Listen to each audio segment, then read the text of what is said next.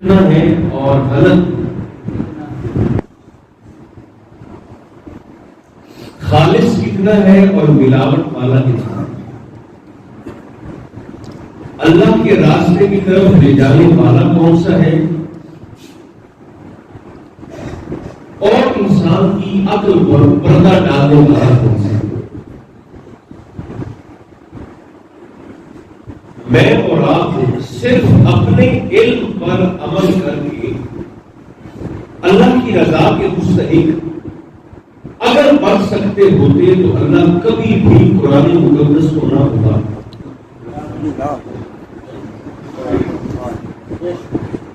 نزول قرآن کا مقصد ہی فقط یہ ہے کہ تمہارے محدود علم کے ساتھ یہ کلام الہیہ ایک ایسی مجرد کتاب ہے جو تمہیں صراط مستقیم کی طرف لے کر جائے۔ آج ہر شخص نظام مصطفیٰ کی بات کرتا ہے،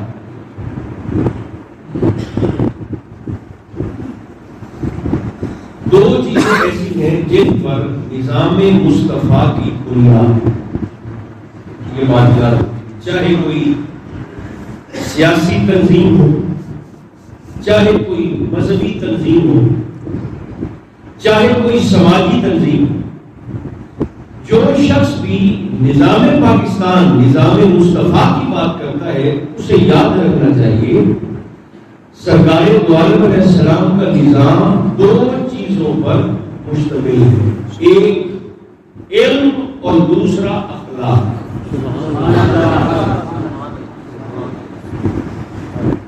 جہالت کا نظام مصطفیٰ سے کوئی تعلق نہیں، بد اخلاقی کا بھی نظام مصطفیٰ سے کوئی تعلق نہیں۔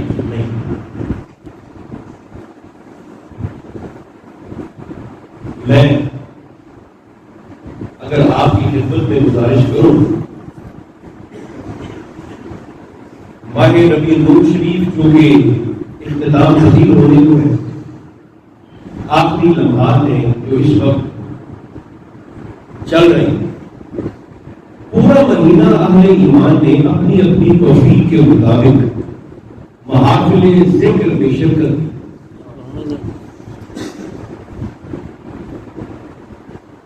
ذکر کرنے والوں نے ذکر کیا اور ذکر سننے والوں نے ذکر سنا۔ اس پورے مہینے کے اختتام پر میں نے اور آپ نے یہ دیکھنا ہے کہ پورا مہینہ حضور علیہ السلام کا ذکر سن کر ہماری طبیعتوں میں تبدیلی آئی ہے کہ نہیں ہے۔ ماہ رمضان کی طرح ہمارے مزاج میں حضور علیہ السلام کے ذکر کا نور شامل ہوا ہے یا نہیں ہوا۔ دو چیزیں ہیں جو کسی بھی سنی کی پہچان ہو سکتی ہیں، ایک سنی با وفا ہوگا، بے وفا نہیں ہوگا، اور دوسرا سنی با ادب ہوگا، بے ادب نہیں ہوگا۔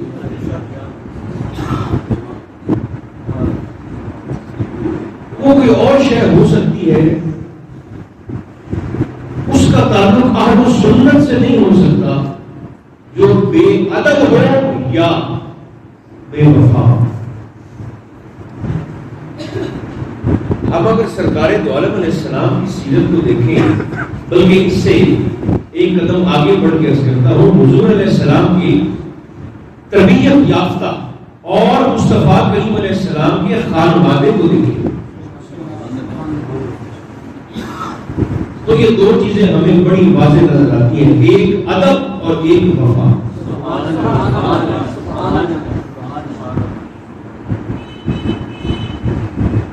میرے ذہن میں بات آ رہی ہے، عرض کر دیتا ہوں، موضوع میرا یہ نہیں ہے، بات میں نے کوئی اور عرض کرنی تھی، مگر جہاں وفا کا تذکرہ ہوگا نا وہاں حضرت عباس علمدار کا ذکر ضرور ہوگا۔ اچھا اب ہم کریں کیا؟ اہل سنت کی محافل میں بھی اگر سرکار عباس علمدار کا ذکر کیا جائے، آدھا مجمع تو ویسے فوت ہو جاتا ہے، باقی آدھے کا وجود ٹوٹ جاتا ہے۔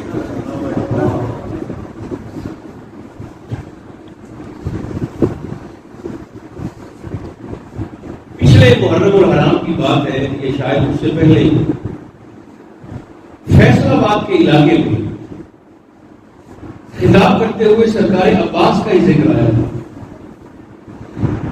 میرے سامنے بڑی بڑی دستاروں والے، بڑی بڑی مقدس داڑھیوں والی شخصیات تشریف فرما کی، ان میں سے دو اٹھ کے جانے لگے. میں نے کہا کہ آپ کو کیا ہوا؟ کہنے لگے ہم تازہ وضو کرنے جا رہے ہیں. جو حضور بیٹھے ہو، ہر شخص کا ظرف وہ مصطفیٰ کے خاندان کو قبول کرنے کی اہلیت ہی نہیں رکھتا. خاص خاص چیدہ چیدہ دل ہوتے ہیں جنہیں اللہ اس پاکیزہ محبت کے لیے قبول کرتا ہے. ہمارے دروازے پہ دودھی آ جائے، دودھی گوالا، اور دستک دے کر کہے کہ دودھ لے لو، اور چھوٹا سا بچہ اپنے گھر سے لوٹا اٹھا کے چلا جائے دودھ لینے کے لیے، تو وہ سادہ سی طبیعت رکھنے والا دودھی بھی کہتا ہے کہ کاکا یہ نور خدا دا ہے، یہ لوٹے نہیں، جا کے چلائے پاکیزہ برتن. اچھا دودھی کو پتا ہے کہ میں نے خدا کا نور پاکیزہ برتن میں ڈالا ہے، رب کو نہیں پتا میں نے نبی کے پاک خاندان کو محبت سن کر ڈالا. نعرہ تکبیر، نعرہ رسالت، نعرہ حیدری.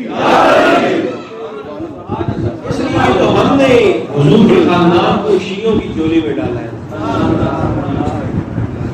اس لیے بڑا کھول کر سرکار کے خاندان کا ذکر کیا بھی کریں، اور نو ٹینشن نو رونا.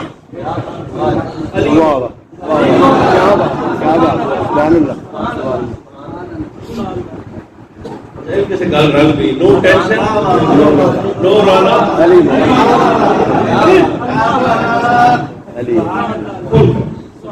اور جب تو کہے کہ آپ کی طبیعت کا جھکاؤ تو رافضیت کی طرف ہے، تو آپ نے الحمدللہ کہنا، جیسے ہمارے امام صاحب کا اور طریقہ رہا ہے ائمہ اہل سنت کا.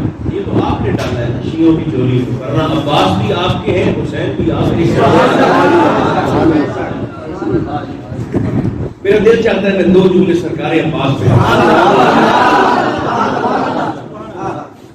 وفا کی آخری منزل کو عباس کہتے ہیں. سرکار مولا علی شیر خدا کی ایک عادت کریمہ بن گئی، آپ ہر روز پتہ نہیں کتنی دیر آئینے کے سامنے کھڑے ہو کر اپنے چہرے کو دیکھتے رہتے ہیں. سرکار علی مرتضیٰ ایک دن اسی معمول کے مطابق آئینے کے سامنے کھڑے ہو کر اپنا چہرہ دیکھ رہے ہیں. یا سلیمان، سلیمان فارسی آ گئے، کہنے لگے حضور اس میں تو کوئی شک نہیں، آپ بڑے خوبصورت ہیں، مگر آپ معمولی بن گیا ہے آئینے کے سامنے کھڑے ہو کر اپنا چہرہ تکتے رہتے ہیں. مسکرا کر فرمانے لگے مجھے میرے آقا کی یہ حدیث بات یاد آئی، النظر الی وجہ علی عبادہ، علی کے چہرے کو دیکھنا عبادت ہے. فرمایا اس چہرے کو دیکھ کر سارا مدینہ عبادت کرتا ہے. میرے دل میں خیال آتا ہے کیوں نہ میں بھی اس چہرے کو دیکھ کر علی کی عبادت کروں. ہر روز دیکھتے رہتے.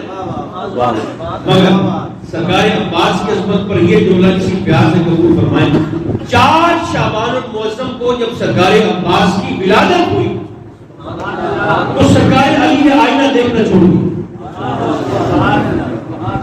آپ نہیں سمجھیں گے تو مجھے تکلیف ہو. ہر روز دیکھتے ہیں آئینے میں اپنا چہرہ، مگر 4 شعبان کو جب سرکار عباس کی ولادت ہوئی، اور یہ وہ شخصیت ہے جن کا نام سیدہ طیبہ طاہرہ فاطمہ الزہرا نے اپنی زندگی میں ان کے آنے سے پہلے سرکار علی کی شادی سے بھی پہلے رکھ دیا. آج بیویاں کہتی ہیں کہ نہیں بھائی نہیں، مجھ پر سودا نہیں ڈالنا، دوسرا نکاح نہیں کرنا. مگر سیدہ کائنات نے وصال سے پہلے جناب علی مرتضیٰ سے کہا کہ میرے وصال کے بعد، میرے انتقال کے بعد آپ نے کسی بہادر قبیلے میں شادی کرنی ہے، اور آپ کا جو بیٹا پیدا ہوگا اس کا نام بھی میں نے رکھنا ہے. فرمایا نام کیا رکھنا ہے؟ تو فرمانے لگی آپ کے نام سے عین لیتی ہوں، اپنے لقب بطول کا پہلا حرف با لیتی ہوں، مصطفیٰ کے آسمانی صفاتی نام احمد کی الف لیتی ہوں، اور حسنین دونوں کے نام کی مشترکہ سین لے کے عباس نام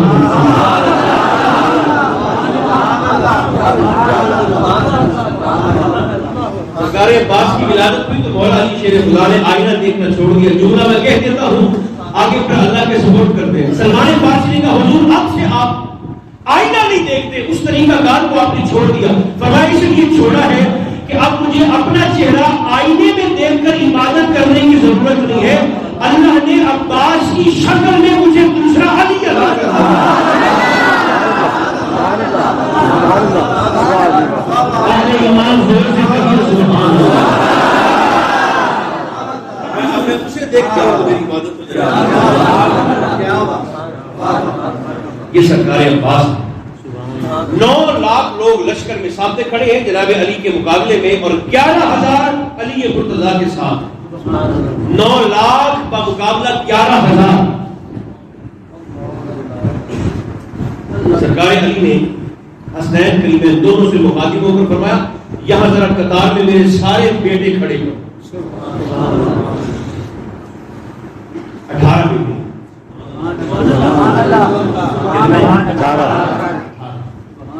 حسنین سمیت 18 بیٹے۔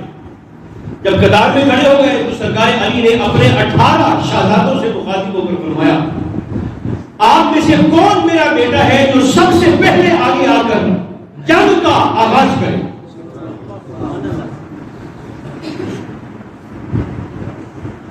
حسن اور حسین آ گیا۔ فرمایا واپس جاؤ، حضور ہماری صلاحیت آپ کے معیار کی نہیں۔ فرمایا تم نے میرا اعلان نہیں سنا، میں نے کہا ہے میرے بیٹوں میں سے کون ہے جو آ گیا؟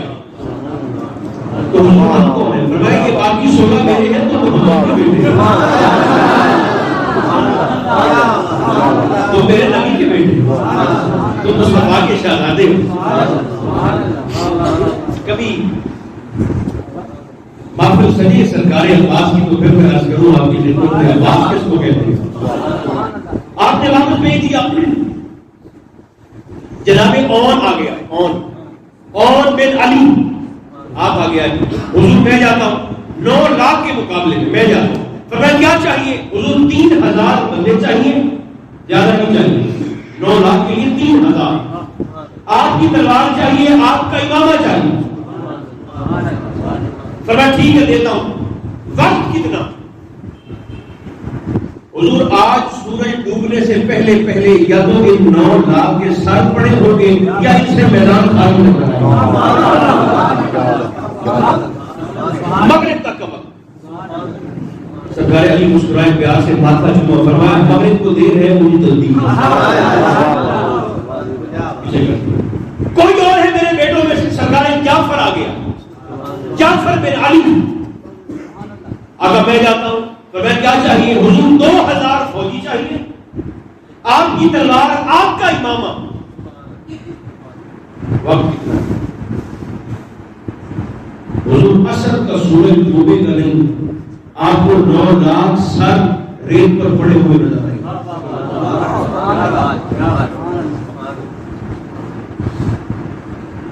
آپ نے فرمایا عصر کو دے رہے مجھے جلدی۔ پیچھے تیسرے شہزادے صاحب، حضور میں جاتا ہوں۔ فرمایا کتنے چاہیے؟ حضور 1,000 سپاہی، آپ کی دستار اور آپ کی تلوار۔ وقت کتنا؟ حضور مغرب بھی نہیں، عصر بھی نہیں، ظہر کی نماز آپ کے پیچھے با جماعت پڑھوں گا، ان سب کے سر کاٹ۔ ظہر کو بھی دیر ہے مجھے، اس سے بھی جلد۔ جب تیسرے شہزادے واپس گئے تو سرکار 15 سال کے سرکار عباس آ گئے۔ کتنی عمر ہے؟ اعلاش کے سنیے آپ زور سے بولتے ہیں۔ 15 سال کا عباس اور آگے آئے۔ حضور بیٹھ جاتا ہوں، فرمایا کیا چاہیے؟ حضور نہ 3000 نہ 2000 نہ 1000 نہ ایک،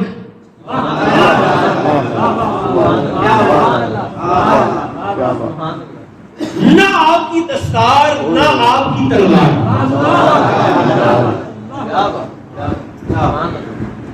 فرمایا پھر کیا چاہیے؟ میں جملہ آرام سے کہوں گا، آگے آپ کے پیار کے سپورٹ کرتے ہیں۔ آپ سے کہا مجھے 3000 بھی نہیں چاہیے، 2000 بھی نہیں، 1000 بھی نہیں، ایک بھی نہیں، تلوار بھی نہیں، دستار بھی نہیں۔ تو پھر کہنے لگے مجھے آپ کا حکم چاہیے اور حسین کی اجازت چاہیے۔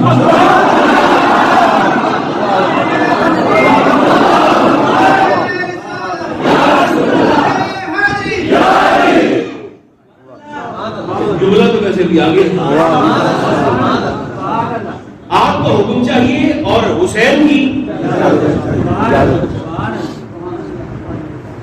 جو بڑے پیار والے بیٹھے ہیں آپ میں سارے محبت والے ہیں، مگر دل کے ایمان پر جوانی ہے نا، ان کی خدمت میں میں اس گھرانے کا ایک جملہ کہنے لگا ہوں۔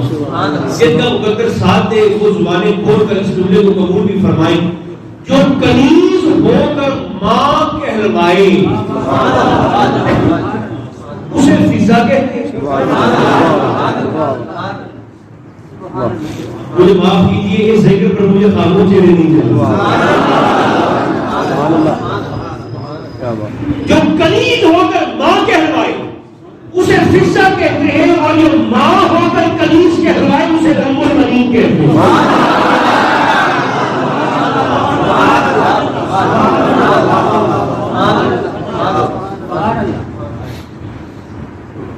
کیا چاہیے؟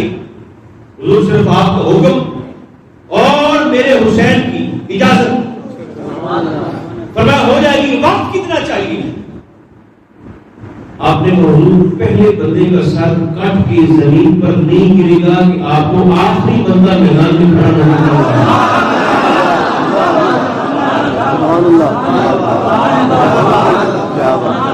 یہ علی کا خون ہے۔ بات طویل ہو جائے گی اور طرف نکل جائے گی۔ آپ نے فرمایا ٹھیک ہے میرے ساتھ خیمے میں آؤ۔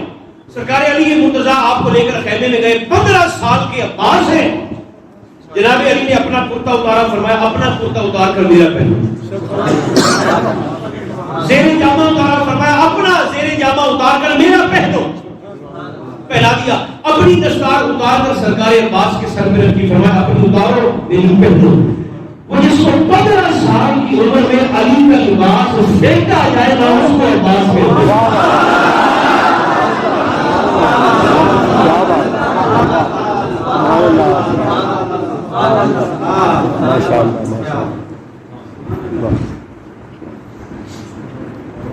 خیمے سے باہر نکلے تو دیکھنے والوں کو پتہ نہیں چلتا تھا کہ ان میں سے بڑا علی کون سا ہے اور چھوٹا علی۔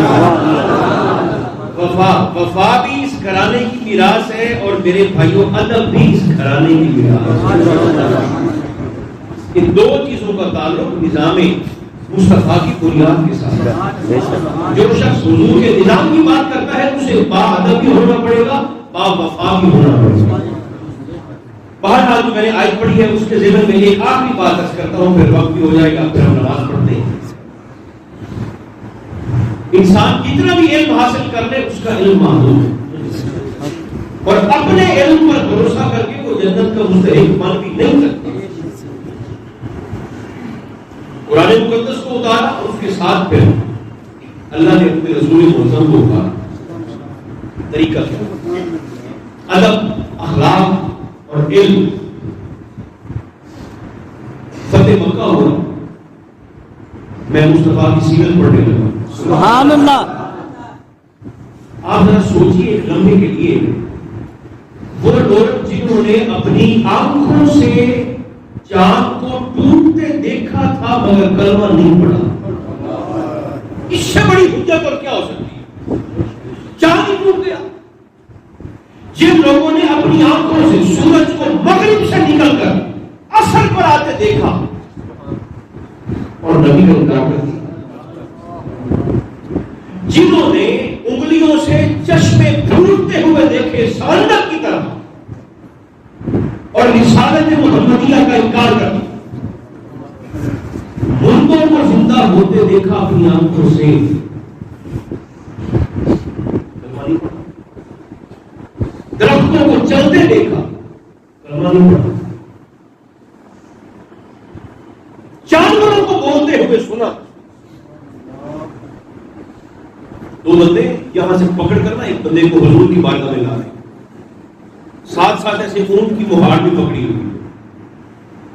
حضور کی بارگاہ میں آئے بڑے غصے کے ساتھ اور کہنے لگے حضور یہ بندہ ہمارا چور ہے, اس نے ہمارا اونٹ چوری کیا ہے, اس کا ہاتھ کا. ہم جو شدید گواہ ہیں. جلاد پاس پڑا تھا, سرکار نے اس ملزم کی طرف دیکھا, وہ جس کے ہاتھ کاٹے جانے کا وہ دعویٰ کر رہے ہیں مدعی. سرکار نے ایسے کر کے دیکھا تو وہ کھل کھلا کے ہنس پڑا. جس کے ہاتھ کاٹے جانے کا حکم ہو جائے تو ہنسنا کیوں پریشان ہوتا ہے؟ وہ کھل کھلا کے زور زور سے ہنس پڑا. سرکار نے فرمایا تجھے کیا ہوگا؟ اس نے کہا تجھے یقین ہے میرا ہاتھ کاٹا ہی نہیں جائے گا؟ سرکار نے فرمایا کیسے یقین ہے؟ اس نے کہا میں چور ہی نہیں ہوں. فرمایا تیرے خلاف کی دو گواہ ہے, تیرے پاس کو گواہ ہے تو لے آ. اس نے اونٹ کی طرف اشارہ کیا, حضور یہ میرا گواہ. سرکار نے فرمایا یہ بولے گا؟ اس نے کہا آپ کی مٹھی میں پتھر بولتے ہیں تو پھر جاننا ہے. آپ اشارہ, سرکار نے اشارہ کیا, وہ اونٹ انسانوں کی طرف بولنے لگا حضور یہ دونوں خبیث ہیں, یہ میرا مالک ہے, میں اس کی ملکیت ہوں, یہ جھوٹ بکتے ہیں. انہوں نے میرے مالک کو آپ کی بارگاہ میں بے عزت کرنے کا پروگرام بنایا تھا.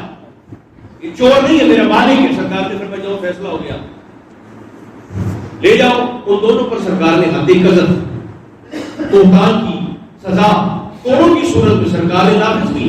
جب وہ بندہ اٹھ کر جانے لگا تو پتہ نہیں آپ کے مقدس ذہنی اکثر میں کیا ہے. سرکار نے بلا کر فرمایا کون سا کام کرتے ہو؟ ڈنگر تیرے حافظ پہ بولتے ہاتھ کٹنے سے بچ گیا ہے. اس نے کہا حضور میں روٹی کھانا بھول جاتا ہوں, آپ پر درود و سلام پڑھنا نہیں بھولتا. سرکار نے فرمایا جاری رکھنا, یہاں ہاتھ کٹنے سے بچ گیا ہے, آخرت میں تیرا وجود جہنم میں جلنے سے بچنا. جنہوں نے جانوروں کو بولتے سنا تھا مگر کلمہ نہیں پڑھا, پتھروں کو بولتے سنا مگر کلمہ نہیں پڑھا. مکہ فتح ہوا تو سرکار نے سب کے لیے عام معافی کا اعلان کیا. کسی سے کوئی بدلہ نہیں ہے. لا تثریب علیکم اليوم, کوئی پکڑ نہیں ہے کسی پر. انتم الطلقاء, سب آزاد ہو میری طرف. چاہو تو کلمہ پڑھو, چاہو تو نہ پڑھو, آزاد ہو جاؤ. کوئی گرفت نہیں, کوئی پکڑ نہیں. اتنے بڑے بڑے معجزات دیکھ کر بھی جن لوگوں نے کلمہ نہیں پڑھا تھا وہ حضور کی معافی کے اعلان پر سارے کلمہ پڑھ کر دائرہ اسلام میں داخل ہوئے.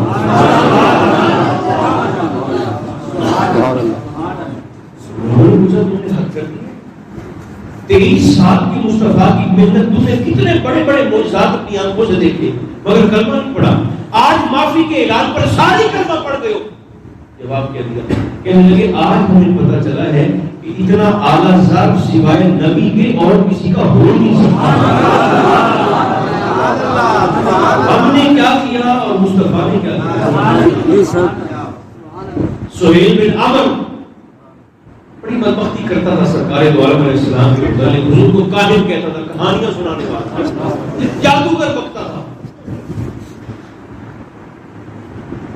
سہیل بن عمرو نام, حضور کعبۃ اللہ کے دروازے کے درمیان میں کھڑے, فتح مکہ کے دن ایسے پکڑ کر دروازے بالکل درمیان میں کھڑے ہیں. سہیل بن عمرو کو صحابہ نے ہاتھ کڑیاں لگا کر حضور کے سامنے کھڑا کیا. سرکار نے پھر بتاؤ بھائی تمہارے ساتھ کیا سلوک کیا جائے, تم بتاؤ.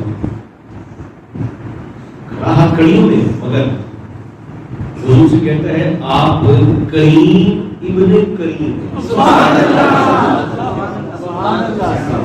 آپ بھی کریم ہیں, آپ کے بابا بھی سرکار رسول اللہ, آپ بھی کریم ہیں, آپ کے بابا بھی کریم تھے, آپ کریموں کے خاندان سے ہیں. مجھے یقین ہے آپ میرے ساتھ کرم کا معاملہ کرتے ہیں. سرکار نے فرمایا اس کی ہاتھ کڑیاں کھول. ادھر ہاتھ کڑیاں کھول گئی, ادھر پیار کی ہاتھ کڑی لا. تو حضور کی سیرت کی بات کرتا ہے اسے صاحب علم بھی ہونا چاہیے, صاحب ادب بھی ہونا چاہیے, صاحب اخلاق بھی ہونا چاہیے. یہ سرکار کی سیرت طیبہ ہے. پورا مہینہ ہم نے ذکر کیا بھی ہے, سنے بھی ہیں. جنہیں اللہ نے توفیق دی ہے پورے اعتماد کے ساتھ پوری محبت کے ساتھ وہ کرتے کراتے سنتے سناتے نہیں، مگر اس کا اثر فائدہ لطف مزہ حظ تب آئے گا جب یہ نور بن کر میری اور آپ کی زندگی کا حصہ بھی بن سکے۔